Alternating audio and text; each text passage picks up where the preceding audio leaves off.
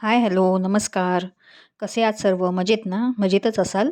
मी रसिका स्वागत करते तुमचं माझ्या नवीन व्हिडिओमध्ये. तर आज नाश्त्याला छान अशी मुगाची भाजी बनवली होती मी आणि मी माझा रोजचा जो स्वयंपाक आहे ना, तो अर्ध्या ते पाऊण तासात कसा आवरते, ते तुमच्याबरोबर शेअर करणार आहे. आणि त्याचबरोबर मी माझं वॉर्डरोब कसं ऑर्गनाइज करून ठेवलं आहे, तीसुद्धा छोटीशी क्लिप जोडली आहे त्याच्यापुढे, तीसुद्धा बघा तुम्ही. आणि व्हिडिओ आवडला तर व्हिडिओला नक्की लाईक, शेअर करा, कमेंट करा आणि सबस्क्राईब करा. सबस्क्राईब केल्यावर बेल आयकॉन दाबायला विसरू नका, जेणेकरून माझे नवीन व्हिडिओ असतील ते तुमच्यापर्यंत पोहोचतील. तर इथे मी सर्वप्रथम कणिक भिजवायला घेतली. कारण की कणिक छान मुरली ना, की पोळ्यासुद्धा छान होतात. त्यामुळे कणिक मळून झाल्यावर आदल्या दिवशीच ठरवून ठेवायचं की उद्या सकाळी आपल्याला काय भाजी वगैरे करायची आहे ती. म्हणजे त्याप्रमाणे तयारी असेल ना, तर स्वयंपाकाला वेळ लागत नाही. इथे मी आज टॅमॅटोची भाजी करते आणि मी ज्याप्रमाणे म्हटलं होतं मागे, की जेव्हा आपण स्वयंपाक करतो किंवा काही चिराचिरी कामं करतो ना, तेव्हा एक शेजारी छोटी डिश ठेवायची. म्हणजे जेणेकरून आपला जो काही कचरा वगैरे असेल ना, त्याची सालं वगैरे ती आपल्याला त्यात टाकता येतात. म्हणजे डस्टबिनमध्ये किंवा ओल्या कचऱ्याच्या ह्याच्यात आपल्याला व्यवस्थित टाकायला बरं पडतं. वेळ लागत नाही तो कचरा गोळा करत बसायला. तसंच मी इथे छोटी डिश घेतली आहे आणि त्यात कचरा सगळा गोळा करते. इथे टॅमॅटो चिरून झाला आहे. त्याच्यासाठी कांदा वगैरे चिरून घेतला आणि आधी मी टॅमॅटोची भाजी करून घेते. म्हणजे टॅमॅटोची भाजी लगेच होईल आणि ती झाली की मग दुसरी पातळ भाजी करून घेणार आहे. त्या दोन्हीसाठी मी कांदा चिरते इथे. कांदा जो काळा असतो ना, त्याचं वरचं काळं काढण्यासाठी तो स्वच्छ धुवून घेतला. म्हणजे मध्ये काळं निघून जातं, हाताला सुद्धा लागत नाही. इथे भाजी टाकायला घेतली आणि भाजी टाकून झाली की पातळ भाजीची सुद्धा तयारी केली ते लगेच. आणि जे काही मसाले वगैरे टाकायचे आहेत ना, ते आधीच वरती काढून ठेवायचं. म्हणजे आपल्याला विसरायला होत नाही. आणि घरातली किती माणसं, कोण किती पोळ्या खाणार आहेत ना, त्याप्रमाणे पीठ भिजवायचं. म्हणजे पीठ जास्तसुद्धा राहत नाही आणि पोळ्या कमी पण पडत नाही. कधी-कधी असं होतं, की जास्त पोळ्या केल्या की त्यांना एकतर भातच खायचा असतो किंवा भात जास्त केला तर पोळ्या खायच्या असतात. असं तुमच्याकडे पण होतं का? आणि कुकर आधी इथे लावलाच होता मी. त्यानंतर ती भाजीची कढई तिथे ठेवून घेतली आणि भाजी काढून घेतली. ते स्किप झालं माझ्याकडून दाखवायचं. त्यानंतर मी इथे पातळ भाजी करायला घेतली. तीच कढई धुवून घेतली स्वच्छ आणि त्यातच पातळ भाजी टाकून घेतली. म्हणजे भांडीसुद्धा जास्त पडत नाही आपल्याला. आणि आज साधाच मेनू होता. टॅमॅटोची भाजी आणि पातळ बटाटा असंच केलं होतं. आणि जरी जास्त काही मोठा पोळ्याचा वगैरे स्वयंपाक असेल ना, तरी आदल्या दिवशी तयारी केली तरी पोळ्याच्या स्वयंपाकाला सुद्धा जास्त वेळ लागत नाही. साधारण तासाभरात होऊन जातो पोळ्याचा स्वयंपाकसुद्धा.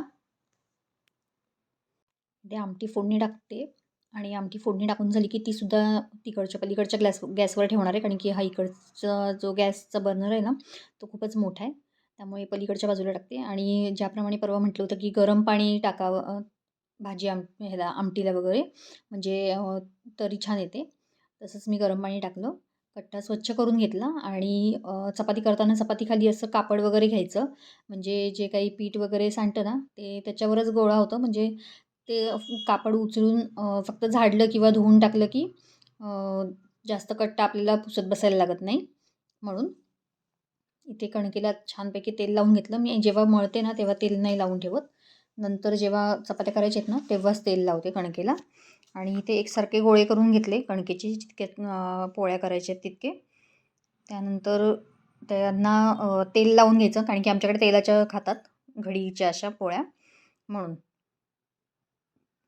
आणि ते करून घेतल्यावर चपाती लाटायला घ्यायची आणि जेव्हा चपाती लाटायला घेऊ ना, तेव्हाच गॅस चालू करायचा. आधीच मग तवा जास्त तापला ना, की चपाती मग बरोबर होत नाही. म्हणून हे बघा, आत्ता मी गॅस चालू केला आहे. जेव्हा माझं घड्या करून झाल्यात ना पोळीच्या, तेव्हा आता हे लाटून घ्यायच्या आणि पचवायच्या. छान अशा फुगतात चपात्या. एखादी चपाती ही फुगत नाही, पण बाकीच्या मग छान फुगतात. आणि आमच्याकडे अशा मोठ्याच चपात्या लागतात. एकदम छोट्या चपात्या नाही करत मी. कारण की छोटा मुलगा आहे, तो एखादीच चपाती खातो. मग ती एक मोठीच चपाती केलेली असली ना, की त्याचंही पोट भरतं व्यवस्थित, म्हणून. त्यानंतर भाजीसुद्धा तिथे झाली होती बनवून.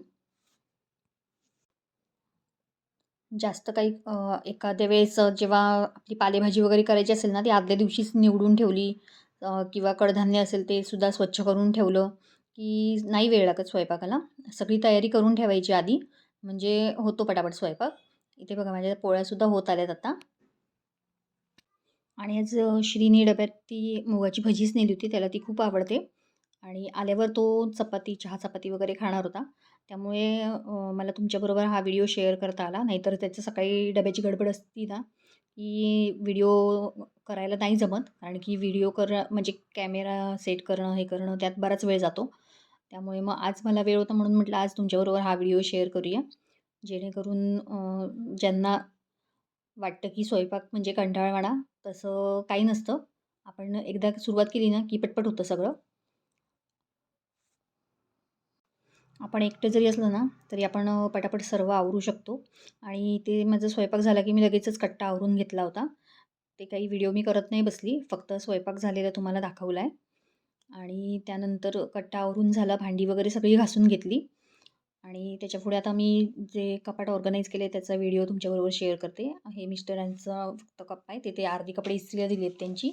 हे माझं साड्यांचं सेक्शन आहे. जे काठापदराच्या वगैरे साड्या असतात त्या इथे ठेवलेल्या आहेत. आणि खाली आहेत ते गणपतीचे जे पडदे असतात ते आहे. आणि एकदम खालच्या ड्रॉवरला माझ्या लेकाचे कपडे आहेत. इकडे माझ्या डेली साड्या म्हणजे बाहेर येता जाता घालण्यासाठी. हे वन पीस वगैरे ठेवले, जीन्स आणि ही डेली कपडे. आणि इकडच्या बाजूला आहेत ती अ, रोजची म्हणजे नवीन ड्रेस आहेत, जे बाहेर येता जाता घालायला लागतात. खाली ज्वेलरीचं आहे थोडंफार. तर कसं वाटलं तुम्हाला ते नक्की सांगा कमेंट करून. आणि व्हिडिओ आवडला असेल तर लाईक करा. भेटू पुढच्या व्हिडिओमध्ये. बाय.